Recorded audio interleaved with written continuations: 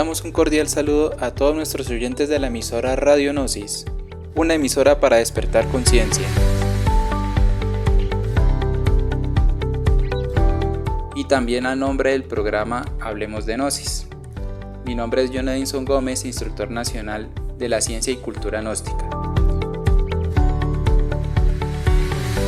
En el día de hoy, pues vamos a hablar de un tema que es muy trascendental y que es muy importante también para la historia de la humanidad. ¿Sabían ustedes de que existe una cultura milenaria que fue también precursora de lo que hoy conocemos como el cristianismo o como la Iglesia Católica? ¿Sabían ustedes de que esa cultura persistió la persecución del Imperio Romano hacia los cristianos?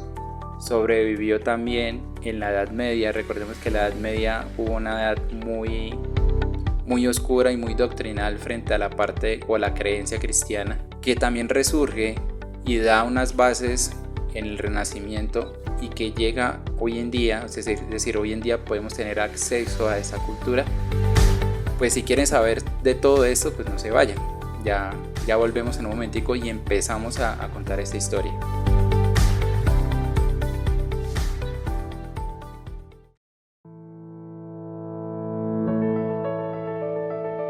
Ciencia, arte, filosofía, religión, cábala, alquimia. Esto y mucho más en Hablemos de Gnosis.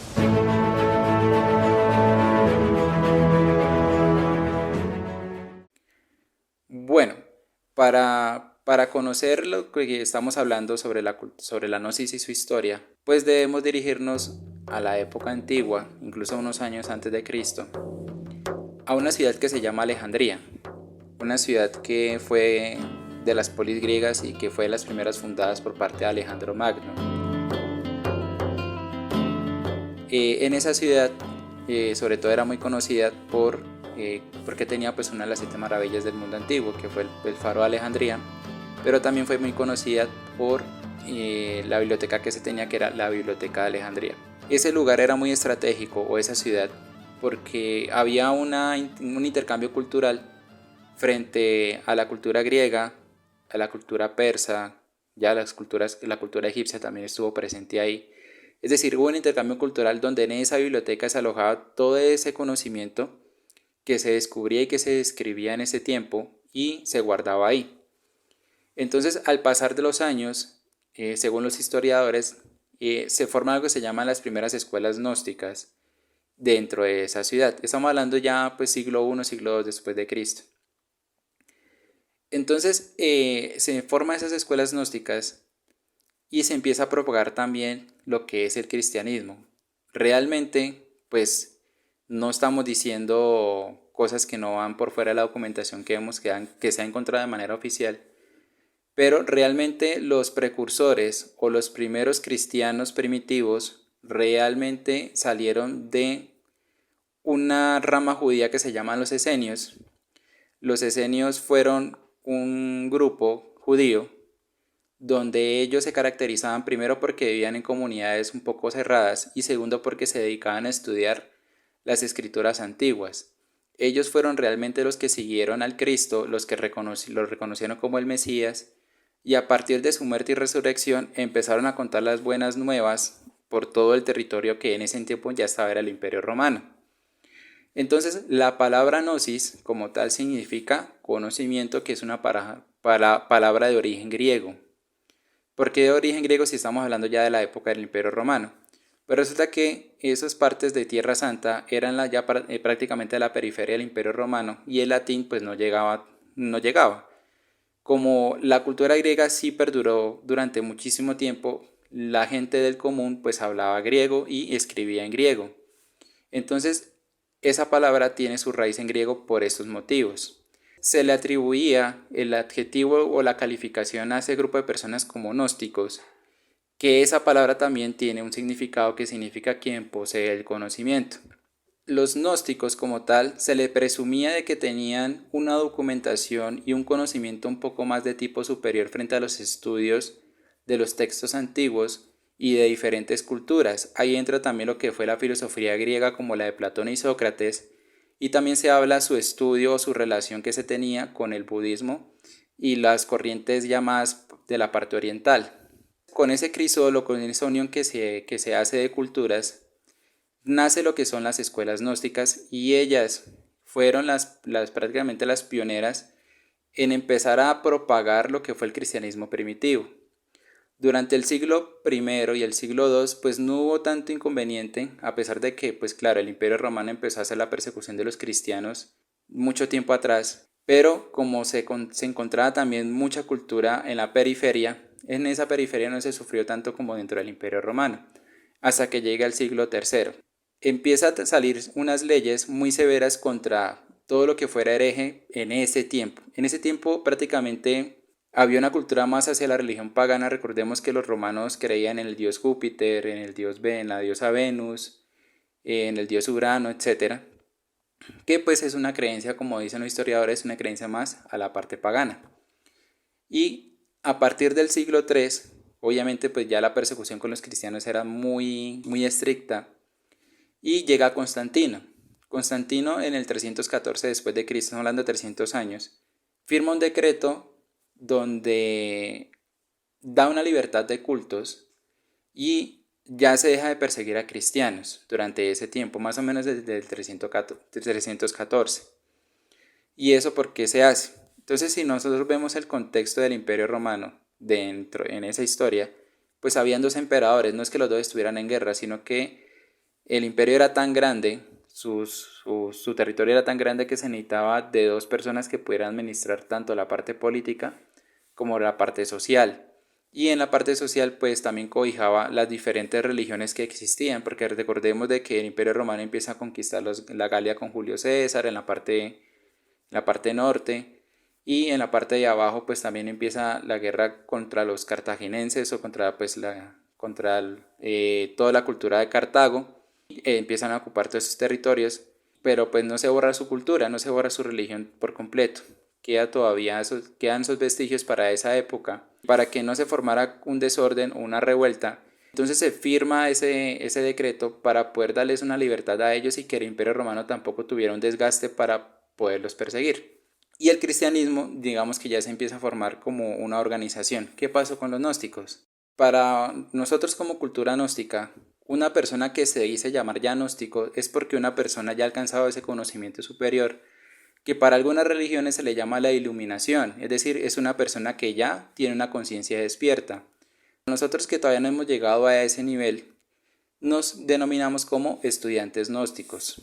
Entonces para esa época se empieza a tener ese compartimiento de conocimiento, pero no se forma como tal una organización oficial porque el Cristo, digamos, nunca fundó el cristianismo, eso hay que darlo a entender. Los que fundan el cristianismo, los que crean como tal la organización, son los intérpretes de la vida de Jesús el Cristo, es decir, sus seguidores, pero como tal el Cristo no vino a ser una religión.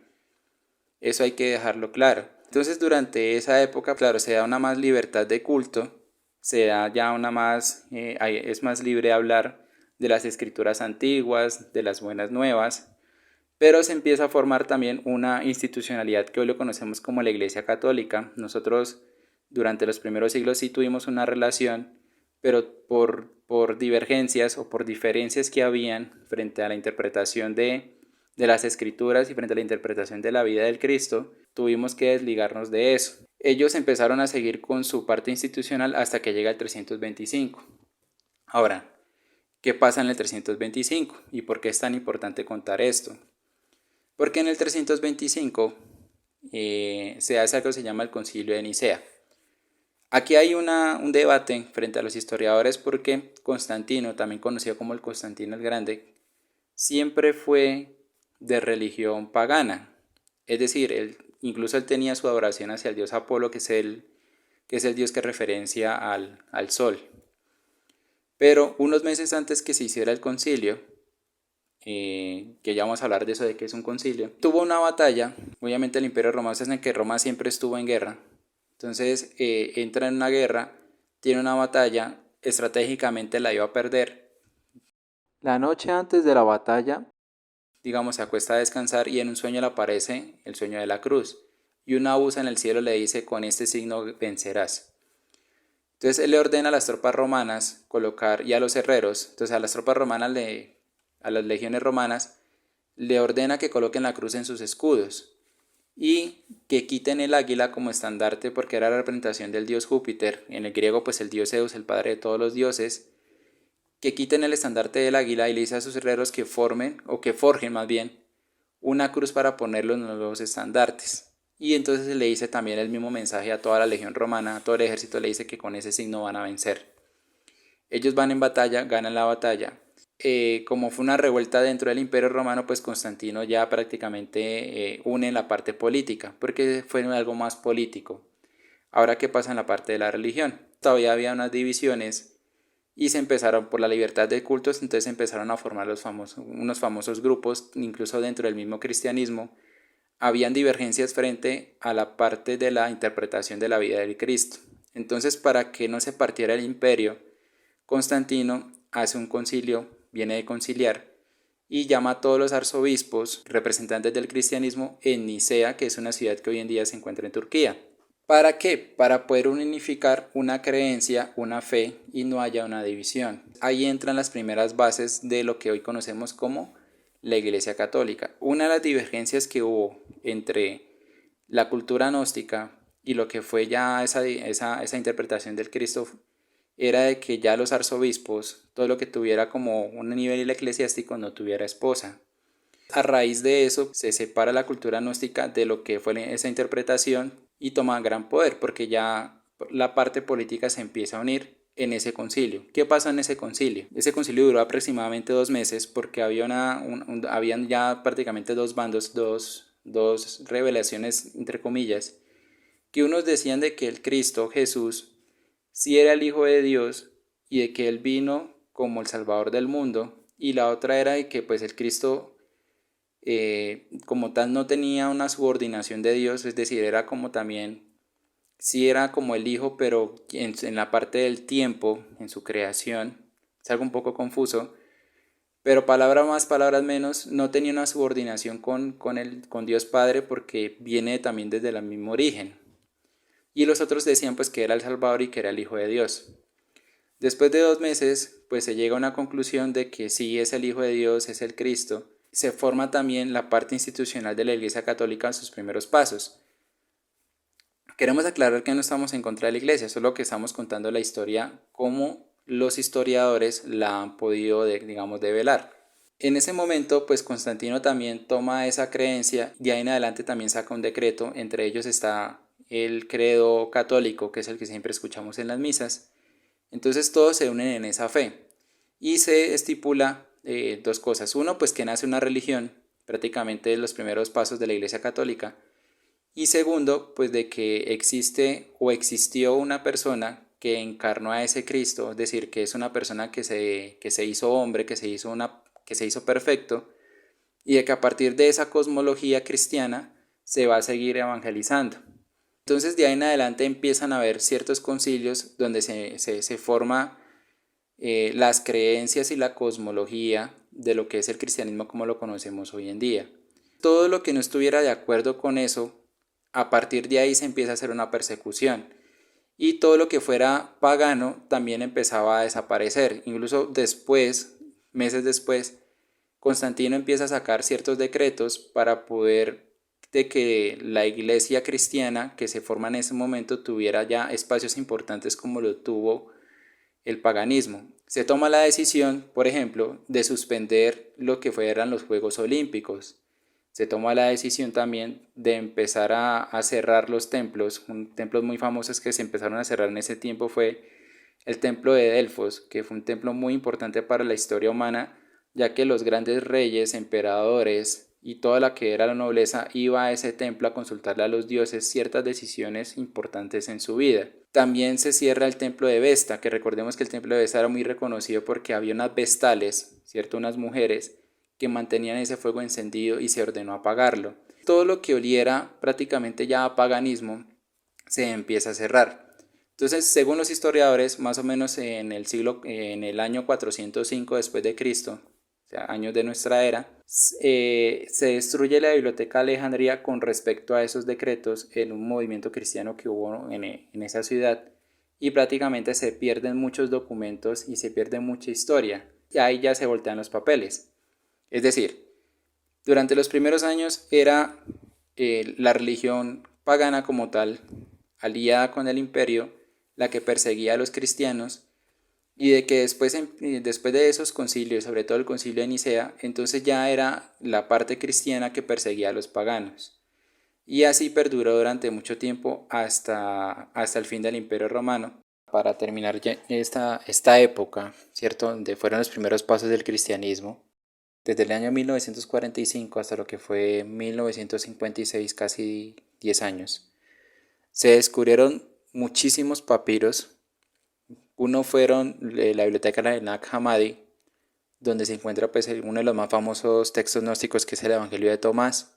También está el Evangelio de Felipe, unas cartas del apóstol Pedro a Felipe, y pues también tenemos los libros del Mar Muerto, donde nos narra una historia también un poco más diferente de lo que fue esa época, cómo los esenios desarrollaron su cultura, y ciertos textos gnósticos donde también se plantea unas interpretaciones, por ejemplo, del libro del Génesis. Todos estos textos están hoy en día pues estudiados por muchos historiadores, muchas personas expertas en ese campo, y que en su mayoría de esos textos tienen una escritura muy parecida a lo de los evangelios. ¿Por qué relacionamos esto? Los evangelios no fueron escritos, en este caso los 4 que mencionamos anteriormente, de los 4 evangelistas, no fueron escritos por ellos. Es decir, Juan no escribe el Evangelio de Juan, Marcos no escribe el Evangelio de Marcos, sino que eran los más conocidos para la gente. Es decir, en esa época había muchísimos textos donde se planteaba la interpretación de la vida de Jesús el Cristo y la documentación pues de su obra. Pero estos 4 eran los que más se escuchaba cuando se iba a evangelizar a las diferentes partes del mundo. Entonces, si nosotros miramos como papiro como tal, como historia, la copia del Evangelio de San Marcos, el papiro que se tiene, el más antiguo data más o menos del año entre 60 y 70 después de Cristo. Hay que entender de que muchos de esos textos que están hoy en día en la Biblia se escribieron en los primeros 3-4 siglos. En el caso de la biblioteca de Nag Hammadi se escribe sus datos datan del año 400 más o menos, y los libros del Mar Muerto datan del 100 a.C. hasta el 100 o 200 después de Cristo. Y cada uno de ellos, ¿qué semejanza tienen? La forma en que se escribe. Muchos, porque también se piensa de que, bueno, como Jesús era judío, entonces se supone que esos evangelios deberían estar en hebreo, y no. Muchos de ellos están escritos en griego, porque recuerden, la gente popular, que hablamos que la gente pueblo, ya la plebe como tal, hablaba el idioma griego y escribía en idioma griego, que todos obviamente o en su mayoría no tenían acceso a una lectura y una escritura. Muchos también de esos libros fueron escritos en copto saídico, que ya es un lenguaje élite, que incluso los faraones egipcios eran los que lo hablaban, muchos de ellos, y otros escritos, muy pocos, fueron en hebreo. Entonces la relación que hay es que a la final todos esos evangelios fueron escritos con el mismo idioma, pero se escoge esos 4 porque primero son los 4 que se relacionan con toda la parte organizacional que se empezó a hacer a partir del Concilio de Nicea. Son los 4 como que dicen, bueno, estos 4 corresponden a la interpretación que le estamos dando. Y lo otro es que pues eran los más conocidos en la gente. Aparte de eso, que fueron escritos durante los primeros siglos del cristianismo. Ya empiezan a haber otros evangelios que fueron escritos después del 300, después del 250, otros después del 400. No lo toman porque ya está muy lejos o es algo muy lejano para una interpretación del Cristo, y que también cuando se empiezan a leer pues no es algo viable entre comillas, o no va con todo lo que se formó en ese concilio. Entonces también para que tengamos esa parte en cuenta. Esos libros, muchos de ellos están traducidos pues en español, se pueden conseguir. Nadie está, digamos, exento de que no se pueda acceder. No es que los historiadores los tengan en un museo por allá y que solo ellos puedan acceder, no. Durante mucho tiempo se hizo un trabajo de traducción que hoy en día se puede, digamos, acceder ya tanto físico como en la parte digital. Los historiadores le dan una importancia porque es la visión que había de otros ojos, es decir, no se hablaba de una iglesia cristiana como tal, porque pues para la iglesia cristiana hay una visión del Cristo ya contemplada y estructurada, sino que también se sale de esa visión y es otra documentación que da otra viabilidad cultural. Entonces por eso es la importancia.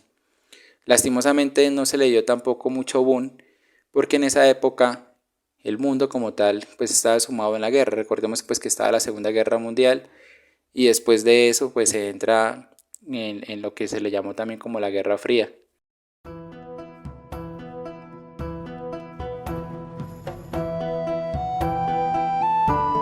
Bueno, siguiendo el recorrido por la historia, ahora nos adentramos en la época de la Edad Media, pues una época que se caracterizó por los caballeros,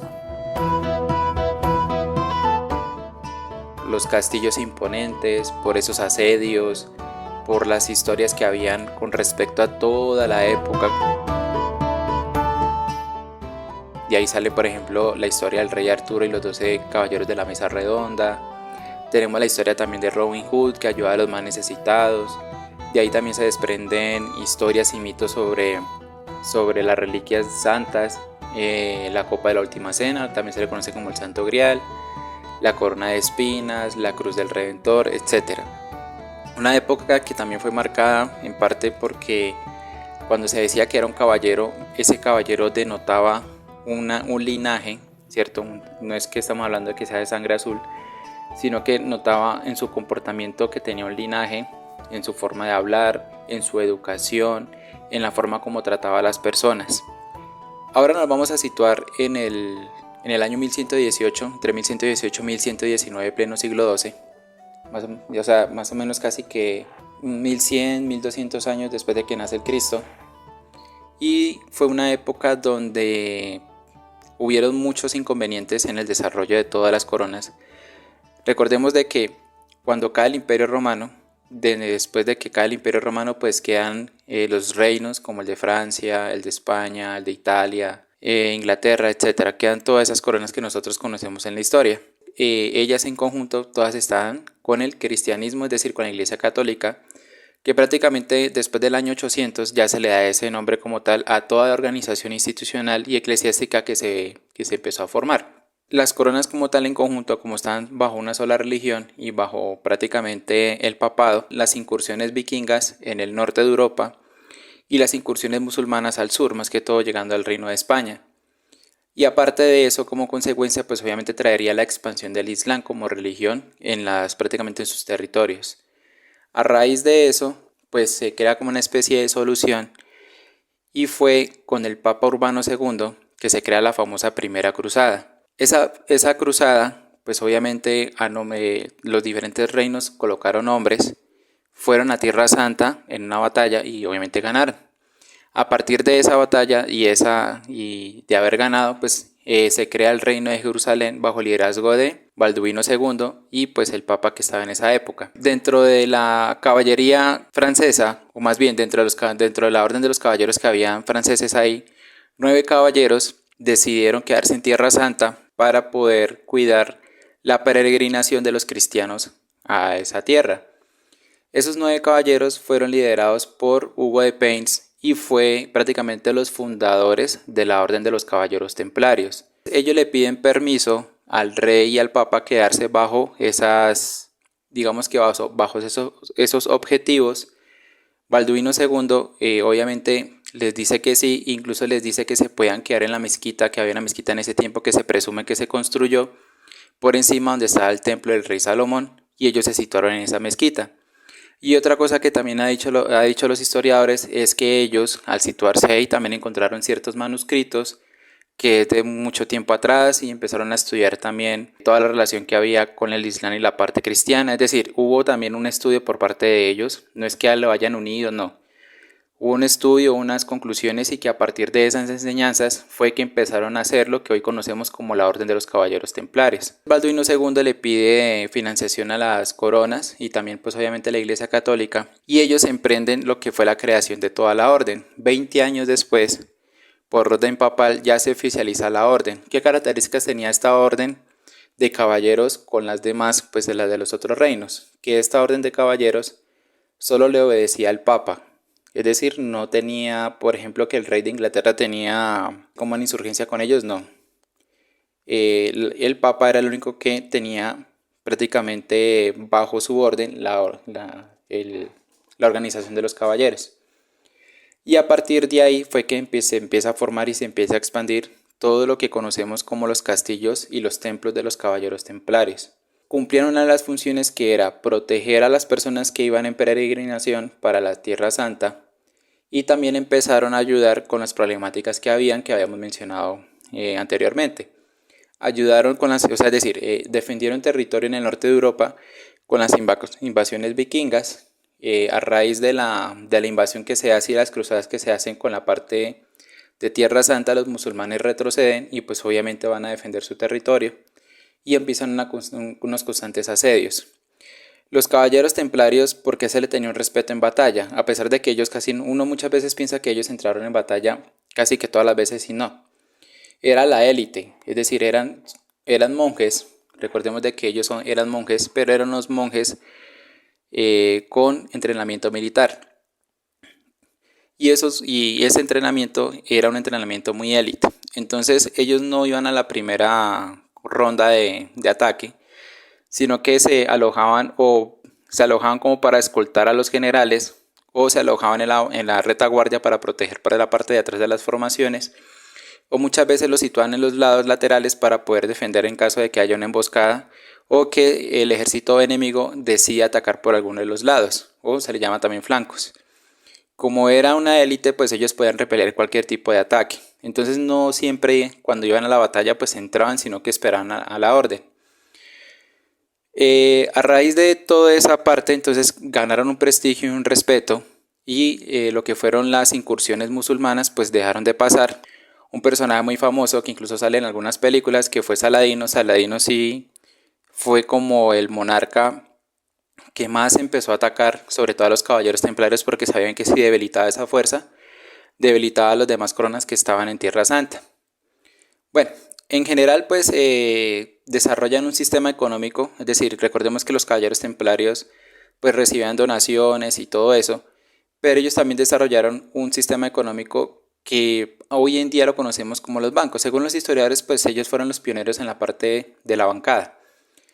Un sistema que se crearon fue que para que llegaran seguros los comerciantes a Tierra Santa, entonces los comerciantes les daba a ellos, los comerciantes sí, le daba la orden por la confianza que tenían y por todo el apoyo que se había sobre todo en la iglesia, un peso en oro, por ejemplo. Dice, no, mire, es que yo voy a comercializar tal cosa y esto es lo que yo tengo que llevar en oro para poder empezar a traer cosas o comprar, etcétera.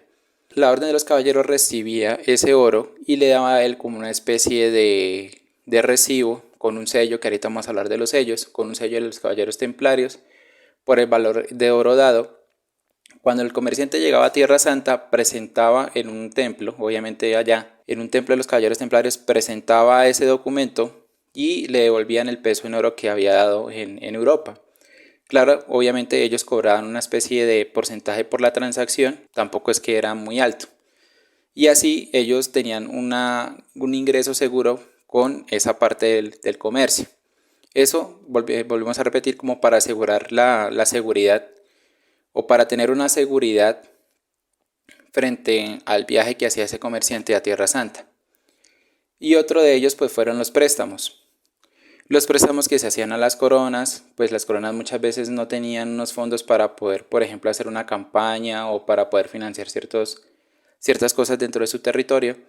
Entonces le pedían prestado a los caballeros templarios y los caballeros templarios les prestaba pues con unos intereses y a un plazo para pagar. Así era como ellos empezaron a formar la riqueza que tanto se habla, hasta pues 200 años después que la orden cae. El nombre real era la Orden de los Pobres Compañeros de Cristo del Templo de Salomón, Y su lema era: no a nosotros, Señor, no a nosotros, sino a tu nombre sea dada la gloria. En la historia, pues obviamente ellos dejan un legado muy grande frente a lo que fue la infraestructura y el conocimiento que empezaron a tener en las escrituras. Obviamente eran monjes, a pesar de que tenían un entrenamiento militar, también estudiaban bastante. Y esa obra perdura hoy en día en sus templos y en su documentación, que es lo que queremos hablar.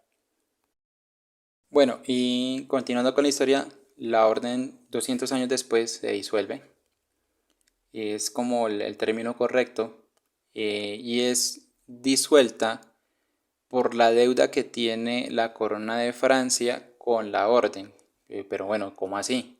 Sí, resulta que en ese tiempo estaba Felipe IV, él hereda una deuda porque el papá de Felipe IV hace un préstamo a la orden. Cuando Felipe sube al trono, pues hereda esa deuda, no se le había pagado a la orden, entonces él ve una oportunidad de hacer una presión con el Papa y decirte que esas personas, la orden, eran herejes.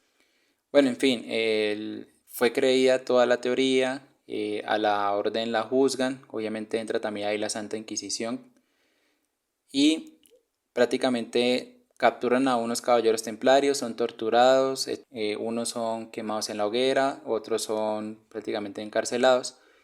Pero a la final la orden por el Papa es disolver la orden, es decir, fueron liquidados, les dieron un oro por todo el servicio y se presume, según los historiadores, de que se fueron para el reino de Escocia donde el papado no tenía tanto poder y de ahí se crea la orden de los masones. El legado que deja los caballeros templarios no solo fue por la parte de la financiación y la bancada, sino que también una enseñanza muy importante en la parte del gnosticismo y en la parte del conocimiento. Bueno, para cerrar esta época, pues queríamos más que todo resaltar lo que eran los caballeros templarios, que fue una orden también que quedó para la historia, es decir, todo lo que dejaron. Y en esta época también se resalta lo que se le llamaran los famosos hechiceros o alquimistas. Esos alquimistas que transformaban el plomo en oro, esos alquimistas que encontraban el elixir de la larga vida, esos alquimistas que hacían transmutaciones de objetos con la piedra filosofal, que aparece en muchas leyendas y en muchas historias esotéricas, películas, etcétera, que también fue una época en donde el gnosticismo tuvo un auge en Francia, no solo pues fue por los caballeros templarios, sino también por el catarismo que se empezó a propagar en Francia. El papado ve como una amenaza y de ahí se crea la Santa Inquisición, que también la hemos escuchado bastante, para que cualquier herejía que surgiera dentro de los reinos pues fuera extirpada, fuera eliminada.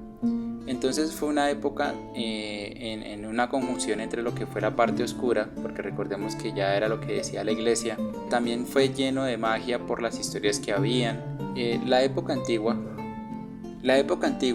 la de los esenios, el Imperio Romano, fue la época donde fue una tierra, ya hagamos de cuenta que queremos sembrar algo, fue la tierra donde se siembra la semilla del cristianismo, es decir, ella nace, crece, empieza a expandirse. La Edad Media, la era de los príncipes, de los reyes, fue más ya la época donde el cristianismo estaba organizado, donde se tenía una relación muy fuerte, tanto en la parte política como en la parte social, predominaba en muchas decisiones y se fue formando así durante mucho tiempo, haciendo de que la parte científica, el área de la ciencia como tal, tuviera avances muy pequeños, no tuviera avances muy rápidos como lo tenemos en nuestra era. Y así da un salto, que lo vamos a ver para el siguiente capítulo, da un salto a algo que se llama el Renacimiento o el movimiento renacentista, que se da en Florencia, Italia. Es un movimiento donde pues ya sale a deslumbrar el arte, la ciencia también tiene un poco más de avance y ahí conocemos personajes como Leonardo da Vinci, Miguel Ángel, Donatello, que fueron personas que dejaron un legado en sus obras. Hay muchas historias sobre Miguel Ángel y las esculturas que hizo. Es una época que vamos a ver en el siguiente capítulo, donde vamos a hablar cómo el gnosticismo empieza a influir en esas personas de una manera muy mágica, si lo podemos decir de esa manera. Empiezan a plasmar esa enseñanza en en sus retratos, en sus esculturas, en todo el legado que ellos dejaron. Recuerden, no son las pérdidas ni las caídas lo que pueden hacer fracasar nuestra vida, sino la falta de coraje para levantarnos y seguir adelante. Venerable Maestro Samael Aumbeor. Mi nombre es Jonenson Gómez y esto fue Hablemos de Gnosis.